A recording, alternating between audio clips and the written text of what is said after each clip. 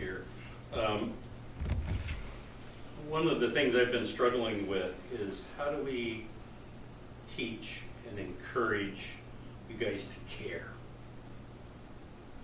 when what you've seen your whole life is just decline, that there's not abundance out there like there was for us, where we could go out and we could make a damn good living doing what we were doing. The majority of us that were out there could do good. Well, now you can't do that. So how do you encourage young people to care? And what I wanted Jewel to talk about is Colville, because they were in that situation where most of their people left the reservation, weren't there anymore. They voted themselves out of existence. They voted to terminate themselves for money.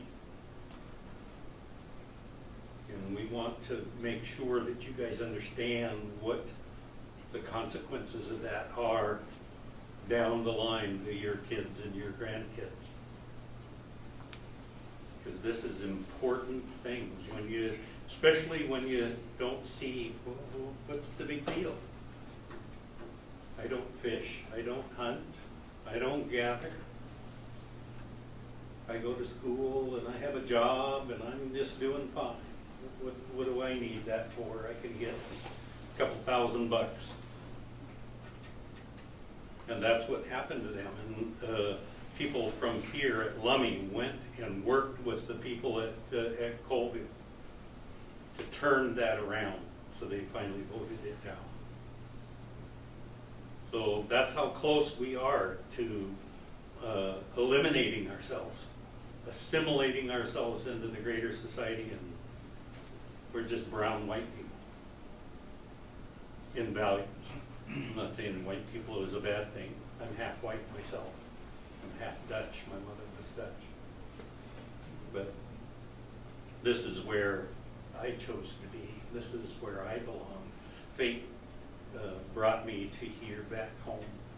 And I was lucky enough to have teachers that sternly told me, this is your responsibility.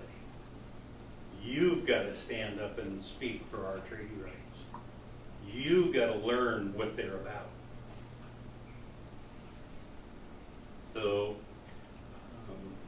we kind of generally walk around you guys now because we know you get your feelings hurt real easy, or you shut down if you're spoken to too harshly.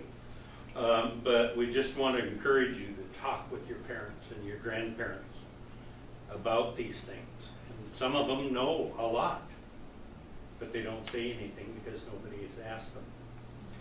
So I'll shut up from there, and I'll let Angie, you can grab, and we'll let this youngster go last. My name is Angelo Jefferson. My name is Wallach.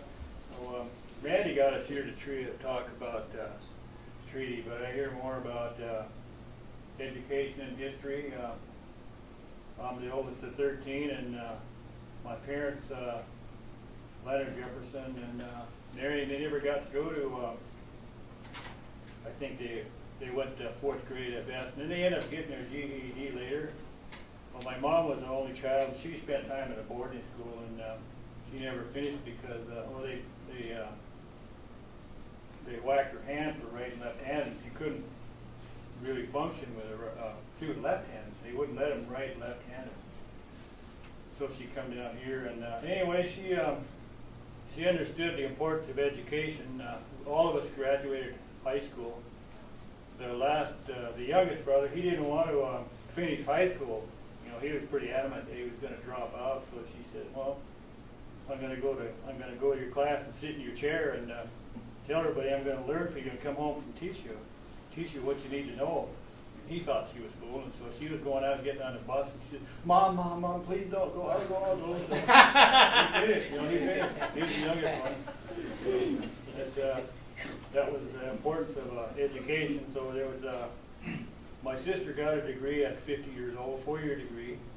He's 50, and my brother he's got I think 5 degrees in engineering, and there's a couple, 3 of us that got 2-year degrees. So she succeeded in that, and then I'm an alcoholic because my dad was. I was fortunate. My mother, she never drank or smoked, or I never heard her say a bad word. I never seen her mean. But they both become alcoholic counselors. Most of us, except a couple of them, Richard was one of them that never drank. Most of us became alcoholics because that was the time. That was we're a product of our time. That's all that happened around here, and we learned that there had to be something better in life. So I just wondering how many of you plan on going to college? You know what you want to be? Going to be whatever, as long as you get an education, huh? My plan was to be a civil engineer. It didn't happen because I couldn't get a job with a 2 degree, and I ended up working sheet metal in Georgia Pacific, and I ended eventually become a fisherman. And that's why my parents sent me to college, so I wouldn't be a fisherman. But it turned out it was good because of the boat decision. And that was part of the treaty, a product of the treaty that Judge Bolt gave us half the fish and part of hunting too. But the treaty was a big thing. And my great-grandfather, Thomas Jefferson, he was a young kid when he signed the treaty. And our family tree goes way back to the early 1700s. But my grandmother, I heard something about Semiahmoo. I just tell you a couple stories that her aunt, her grandmother went up to Semiahmoo, was related. That was her sister. She went to her sister's house because she knew they were sick and people were scared. That's how my grandma said. She went up there to her sister's house because she heard that they were getting sick, and there was a baby there, and the parents were dying, and the kids were dying, and there was a baby there, and they were scared to touch the baby because they didn't want to get the disease. So she went up there in a canoe, and the husband wanted to go on the beach, but she went in and took the kid because everybody was dying and brought it back down to Lummi. I don't know the name of that kid, but it's just a story that my grandmother told. And they all ended up dying of smallpox. That's what the whole tribe had up there, and I think they recovered some bones because of the golf course or something up there. But it's part of the treaty guaranteed health care. And that's only half of it. It's about taking care of yourself. You know, the only way to I would tell my kids and my grandkids the meaning of life is making life better for you and your kids. And to do that, you got to make life better for you, for yourself. That means education and physically staying fit. I'll turn it over to Dana here. Thank you.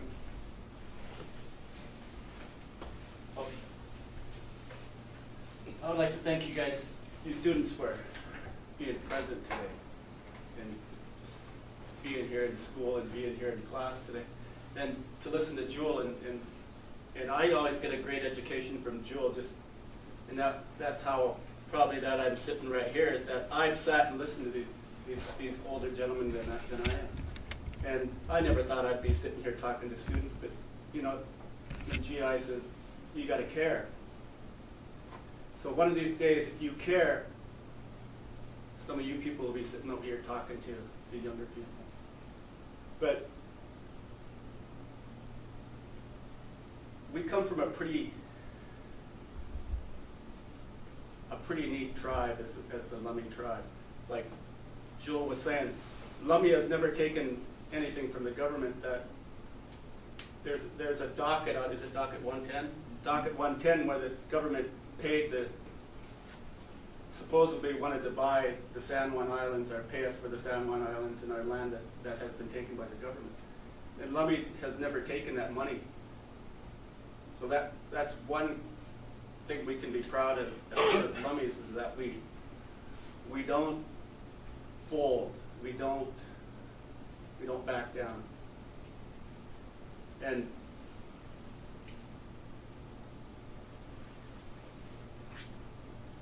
I'm just really so happy that you students are here today, to be here to listen and maybe grasp a little bit of something that's going to carry you on until you graduate and know what you want to do. at 16, 17, you probably don't know what you want to do. But you're here until you find out what you want to do. Don't ever give up on that. Stay present. Stay healthy. Stay away from drugs and alcohol. I think anybody here, the first thing they would tell you is stay away from drugs and alcohol. It won't, you will not be able to get to your goals